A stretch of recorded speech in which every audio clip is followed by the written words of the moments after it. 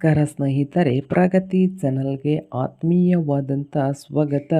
ಇಂದಿನ ಹೆಸರು ಕಾಳಿನ ಬೆಲೆಯನ್ನು ನೋಡಿಕೊಂಡು ಬರೋಕ್ಕಿಂತ ಮುಂಚೆ ಹೊಸದಾಗಿ ಯಾರು ಯೂಟ್ಯೂಬ್ ಚಾನಲ್ ನೋಡ್ತಾ ಇದ್ದರೆ ಚಾನಲನ್ನು ತಪ್ಪದೆ ಈಗಲೇ ಸಬ್ಸ್ಕ್ರೈಬ್ ಆಗಿ ಇಂದು ಹೆಸರು ಕಾಳಿನ ಬೆಲೆಯನ್ನು ನೋಡ್ಕೊಂಡು ಬರೋಣ ಬನ್ನಿ.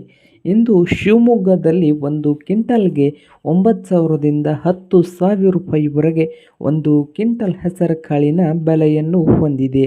ಹಾಗೆ ಸಾಗರದಲ್ಲಿ 9,000 ರೂಪಾಯಿದಿಂದ 10,500 ರೂಪಾಯಿವರೆಗೆ ಒಂದು ಕ್ವಿಂಟಲ್ ಹೆಸರು ಕಾಳಿನ ಬೆಲೆಯನ್ನು ಹೊಂದಿದೆ.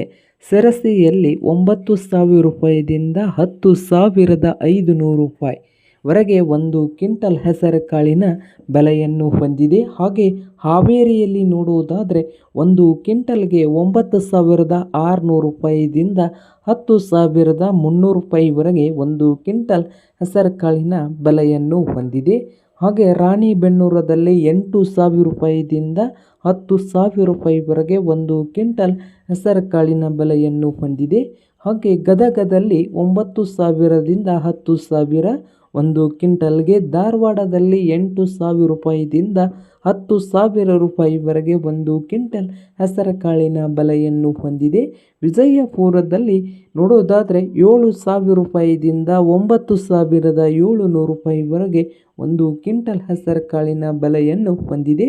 ಬಾಗಲಕೋಟೆಯಲ್ಲಿ 7,000ದಿಂದ 9,600 ರೂಪಾಯಿವರೆಗೆ ಒಂದು ಕ್ವಿಂಟಲ್ನ ಹೆಸರು ಕಾಳಿನ ಬೆಲೆಯನ್ನು ಹೊಂದಿದ್ದು, ಬೆಳಗಾವಿಯಲ್ಲಿ 8,000ದಿಂದ 9,500 ರೂಪಾಯಿವರೆಗೆ ಒಂದು ಕ್ವಿಂಟಲ್ ಹೆಸರು ಕಾಳಿನ ಬೆಲೆಯನ್ನು ಹೊಂದಿದೆ.